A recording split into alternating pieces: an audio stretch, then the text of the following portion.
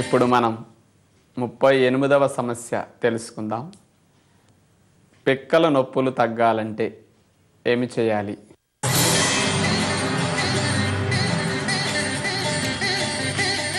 చాలామందికి ఈ సమస్య ఉంటుంది. ఉదయం లేచిన తర్వాత కాళ్ళు పిక్కలు బాగున్నట్టు అనిపిస్తాయి, కాస్త శక్తి ఉన్నట్టు అనిపిస్తుంది. మధ్యాహ్నం అయ్యేసరికి కాళ్ళు గుంజటం, పిక్కలు లాకటం కొంచెం మొదలవుతుంది. సాయంకాలం అయ్యేసరికి బాగా పిక్కల పోట్లు వస్తాయి, అక్కడ బాగా నొప్పులుగా కాళ్ళు లాగేస్తున్నట్లుగా అనిపిస్తుంది. ఇంకా రాత్రి వరకు అలాగే పనిచేస్తే ఇక కాళ్ళు స్వాధీనంలో లేనట్లుగా అనిపిస్తూ ఉంటుంది. బాగా వేలాడిపోతూ ఇంటికి వస్తూ ఉంటారు అలాంటి వారు. ఇంటికి రావడంతో కొంతమంది ఆ పిక్కల నొప్పులు తట్టుకోలేక బొక్క బార్లా పడుకుని పిల్లల్ని తొడల మీద పిక్కల మీద ఎక్కించి తొక్కించుకుంటూ ఉంటారు. తొక్కించుకుంటే కాస్త ఆ పూట నొప్పులు కాస్త 5 నిమిషాలు తెలియవే తప్ప సమస్యకు తొక్కించుకోవడం పరిష్కారం కాదు కదా. మన శరీరంలో బలము లేదు అని, బి కాంప్లెక్స్ విటమిన్లు లోపించాయని పిక్కల నొప్పి రూపంలో తెలియచేస్తూ ఉన్నది. మనలో ఐరన్ తగ్గితే మనకి రక్తం తగ్గిపోతూ ఉంటుంది. మరి హెమోగ్లోబిన్ తగ్గినప్పుడు పెదాలు తెల్లగా, చేతులు తెల్లగా అయిపోతుంటాయి. కాల్షియం తగ్గితే ఎముకలు గుల్లబారిపోతూ ఉంటాయి. ఇట్లా విటమిన్ ఏ తగ్గితే కంటి చూపు మసకొచ్చేస్తూ ఉంటుంది. ఏది లోపిస్తే ఆ లోపం ఒక సమస్య రూపంలో శరీరం తెలియచేస్తూ ఉంటుంది. ఫలాంది తగ్గింది, నువ్వు దాన్ని అందించు, అందిస్తే ఈ సమస్య నీకు ఉండదు అని తెలియచేసే జ్ఞానం శరీరానికి ఉంది. ఆ జ్ఞానాన్ని ఉపయోగించుకుని మనం జ్ఞానంతో కనుక ప్రవర్తిస్తే ఇలాంటి సమస్యలు మనలో అసలు రావు. వచ్చినా సరే అక్కడితో పూర్తిగా పరిష్కరించబడతాయి. మరోసారి ఆ సమస్య రాకుండా మనం జాగ్రత్త పడవచ్చు. కానీ మనం ఏం చేస్తాము, ఎప్పుడన్నా ఇట్లాంటి పిక్కల నొప్పులు వచ్చేస్తే బలము తగ్గిందని డాక్టర్ గారి దగ్గరికి వెళ్ళినప్పుడు వారు ఆ పిక్కల నొప్పులకి బి కాంప్లెక్స్ ఇంజెక్షన్లు చేస్తారు, లేకపోతే బి కాంప్లెక్స్ మాత్రలు ఇస్తారు. తాత్కాలికంగా మంచి ఫలితం వచ్చినట్టుగా మనం గమనించగలుగుతాం. 1 నెల 2 నెలలు ఆ కోర్సు వాడతాం, చక్కగా తగ్గుతాయి. మళ్ళా కొన్ని నెలల్లో తిరిగి వచ్చేస్తుంది, మళ్ళా వెళితే మళ్ళా వాడుకోవటమే. అంటే ఇట్లా మనం బి కాంప్లెక్స్ లోపమున్న ఆహారాన్ని తింటున్నామని మనం వెనక్కి తిరిగి ఆలోచిస్తే బాగుంటుంది. చాలామందికి ఈ సమస్య ఎందుకు ఎక్కువగా వస్తుందంటే, మనం తినే ఆహారాలన్నీ బి కాంప్లెక్స్ లోపంతో ఉన్న ఆహారాలే. లేచిన దగ్గర నుంచి పడుకునే వరకు మనిషి తినే ప్రధానమైన ఆహారాలు గింజజాతి ఆహారాలే. మీరు లేచిన దగ్గర నుంచి చూసుకోండి, నేను చెప్పిన తప్పు అయితే. ఉదయం ఇడ్లీ దోశలు వేసుకోవాలన్నా, ఉప్మా చేయాలన్నా, పెసరట్లు వేయాలన్నా గింజల నుంచే వాడుకుంటున్నాం. చిరుధాన్యాలు, గింజధాన్యాలు. ఆ పిండి రావాలన్నా, రవ్వ రావాలన్నా మరి చిరుధాన్యాలు, గింజధాన్యాలు. నెక్స్ట్ మధ్యాహ్నం భోజనంలో అన్నం కానీ రొట్టె కానీ 3 వంతులు అదే ఉంటుంది కదా, గింజధాన్యాలే. కూర కొంచెం ఉంటుంది. సాయంకాలం 5-6 గంటలకు తినే బజ్జీ, సమోసాలు, కట్లెట్స్ కానీ ఏ వెరైటీ స్నాక్స్ తీసుకున్నా తయారు చేసేది పిండి నుంచి, పిండి వచ్చేది గింజల నుంచే. రాత్రిపూట మళ్ళీ భోజనాలు చేసిన అందులో తయారయ్యేదానికి అన్నానికి ముఖ్యంగా బియ్యం కానీ, గోధుమలు కానీ, జొన్న కానీ, రాగులు కానీ. కూరలు ఒక 20% ఉంటే 80% గింజధాన్యాలనే వాడుతున్నాం. రోజు మొత్తంలో ప్రధానమైన ఆహారం చూసుకుంటే మనకి గింజధాన్యాలు, చిరుధాన్యాలే.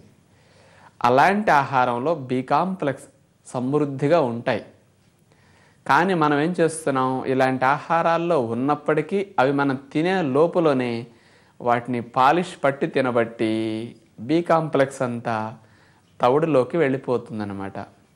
చూడండి, మనం గోధుమ పిండి షాపులో కొనుక్కుంటాం. చక్కగా పాలిష్ పట్టేసి 1 పొర 2 పొరలు తీసేసి లోపల వచ్చిన గోధుమలు పిండి పట్టించి, ఇదిగో మా పిండి కొనుక్కుంటే మీ పూరీలు పొంగుతాయని ఒక పొంగు చూపిస్తారు. అందరు ఆ పొంగు చూసి అదే పిండి కొనుక్కొస్తారు. అందులో బి కాంప్లెక్స్ ఉండదు. ఆ పుల్కాలు కూడా, ఆ పూరీలు కూడా తెల్లగా ఉంటాయి, ఎరుపు రంగు రావు అనమాట. ఆడించిన పిండితో చేసిన రంగు వేరు, షాపులో కొన్న పిండి రంగు వేరుగా ఉంటుంది. కారణం బి కాంప్లెక్స్ పోయిన పిండి అది. అలాంటి వాటితో రొట్టెలు తింటే మీకు బలం ఉండదు. ఆంధ్రులకి ప్రధానమైన ఆహారం అన్నము. అలాంటి అన్నం చూస్తే ఇప్పుడు ఎలా ఉంది, తెల్లగా మల్లెపూల్లా ముచ్చెల్లా మెరిసిపోతున్నాయి బియ్యం. ఎంత తెల్లగా ఉంటే అంత డబ్బు ఎక్కువ పోసి కొంటున్నారు. ఎంతెంత తెల్లగా ఉన్నాయంటే అన్ని పాలిష్లు ఎక్కువ పట్టారు అని దాని అర్థం. డబ్బు పోయి శని పట్టడం అంటే తెల్లటి బియ్యం కొనుక్కోవడము. మరి ఇంతకంటే చెప్పడానికి నాకు వేరే మాట రావట్లేదు. మరి అంత శని మనిషికి తెల్లటి బియ్యం అంటే. మీ అందరికీ తెల్లటి బియ్యం తినటం ఒకటే తెలుసు. మాకు తెల్లటి బియ్యం తినటమో తెలిసింది, ముడి బియ్యం తినటమో తెలిసింది. రెండిటితో పోల్చుకుంటే శరీరం ఎంత బాగుంటుందో మీకు అవగాహన లేదు, మాకు అవగాహన ఉన్నది. మీ తల్లిదండ్రులకు అవగాహన ఉన్నది, మీ తాత ముత్తాతలకు అవగాహన ఉంది. ఈ రోజుల్లో డాక్టర్లకు అలాంటి అవగాహన లేదు, తెల్లటి బియ్యం తినేవారికి అవగాహన లేదు. అందుకని ఎప్పుడు మనం ఒక కోణం నుంచి ఆలోచిస్తూ బి కాంప్లెక్స్ లోపాన్ని తెచ్చుకుని సమస్యకు మందు వేసే పరిష్కారాన్ని ఆలోచిస్తున్నాం తప్ప సమస్యను సహజంగా పరిష్కరించుకునే ఆలోచన మనం ఇక్కడ చేయటం లేదు. అక్కడ మీరు రవ్వ పాలిష్ పట్టింది, బొంబాయి రవ్వ పాలిష్ పట్టింది, గోధుమ రవ్వ పాలిష్ పట్టింది, గోధుమ పిండి పాలిష్ పట్టింది, బియ్యపు పిండి తెల్లటి బియ్యం నుంచి పిండి పట్టించి దోశలు వేసుకుంటున్నాం, అది పాలిష్ పట్టింది.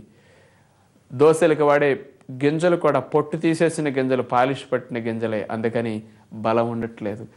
ఏది మనం చేసుకున్నా ఇలా పాలిష్ పట్టి తీసుకుంటే శరీరానికి కావలసిన అతి ముఖ్యమైన బలాన్ని ఇచ్చే బి కాంప్లెక్స్ మొత్తము మొదటి 2 పొరల్లో ఉంటుంది. ఆ 2 పొరలు తీబట్టే తెలుపు రంగు వచ్చేస్తున్నాయి. అందుకని పాలిష్లోకి ఇవన్నీ వెళ్ళిపోతాయి అన్నమాట. మరి దీన్ని బట్టి ఒక ఉదాహరణ నేను చెప్పమంటారా? ఎంత బలం ఉంటుందో ఆ బియ్య పై పొరల్లో అని. తెల్లటి బియ్యానికి 5-6 నెలలు 7 నెలలైనా పురుగులు పడవు. ముడి బియ్యానికి నెల 15 రోజులు 2 నెలల్లో పురుగులు పట్టేస్తాయి. పురుగు అనేది బయట నుంచి వచ్చి ఆ బియ్యపు డబ్బాలోకి చేరదు, ఆ బియ్యం ఉన్న డబ్బాలోనే పురుగు పుడుతుంది. తవుడులు అయితే 10-15 రోజుల్లో పురుగు పట్టేస్తుంది. తెల్లటి బియ్యంలో 5-6 నెలలకి పడుతున్నది, ముడి బియ్యంలో నెల 15 రోజులు 2 నెలలు, తవుడులోకి వారం 10 రోజుల్లో పురుగు పట్టేస్తుంది.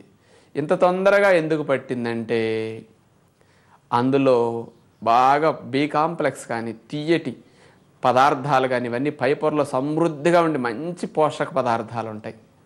అందుకని తెల్లటి బియ్యంలోకి పట్టకపోయినా తవుడులోకి ఎందుకు పడతాయి అంటే అంత మంచి పోషణ ఉంది. అలాంటి ఆహారాల్లో పురుగులు పడి తింటాయి. మరి తెల్లటి బియ్యంలో పురుగు 7-8 నెలలు అయినా ఎందుకు పడదు?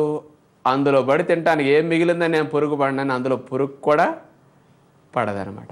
పురుగు పడని బియ్యాన్ని మనం తెచ్చుకు తింటున్నాం ఈ రోజున. అంటే పురుగు తినటానికి కూడా ఏమీ లేక అందులో పురుగు పడటం లేదు తొందరగా. ఇది మనం గ్రహించాలి. అంటే అంత తీపి, అంత బలం ఇందులో ఉంటుంది. అంత తీపి ఎక్కువ తవుడు. మీరు ఎప్పుడైనా అసలు తవుడు తిన్నారో లేదో, ఇంత తవుడు తినండి ఎంత తీయగా ఉంటుందో. అంటే అతి ముఖ్యమైన బలాన్ని ఇచ్చే మాంసకృత్తులు, కొవ్వు పదార్థాలు, బి కాంప్లెక్స్ ఇవన్నీ పై పొరల్లోనే ఉంటాయి. అందుచేత పాలిష్ పట్టిన ఆహారాలే ప్రధానంగా ప్రతిరోజు మనం వాడితే మనము మన పిల్లలము శక్తిహీనులం అయిపోతాం. 5-6 గంటలు 7-8 గంటలు పనిచేస్తేనే కాళ్ళు వేలాడిపోతుంటాయి, గుంజుతుంటాయి, పిక్కలు లాగుతుంటాయి, మీకు నీరసం వచ్చేస్తుంది, శరీరం దడదడలాడిపోతూ ఉంటుంది. ఇలాంటి నష్టం రాకూడదంటే ముడి బియ్యం తినటం ఒకటే చక్కటి పరిష్కారం. ఇప్పుడు మేము తెల్లటి బియ్యం తిని ఇడ్లీ దోశలు తిని ఒక 15-20 రోజులు ఇలా గడిపితే 10 గంటల పైన నుంచున్నప్పుడు పిక్కలు లాగుతూ సాయంకాలం ఇంటికి వచ్చేసరికి కాళ్ళు గుంజుతూ నీరసంగా అనిపిస్తాయి కాళ్ళల్లో.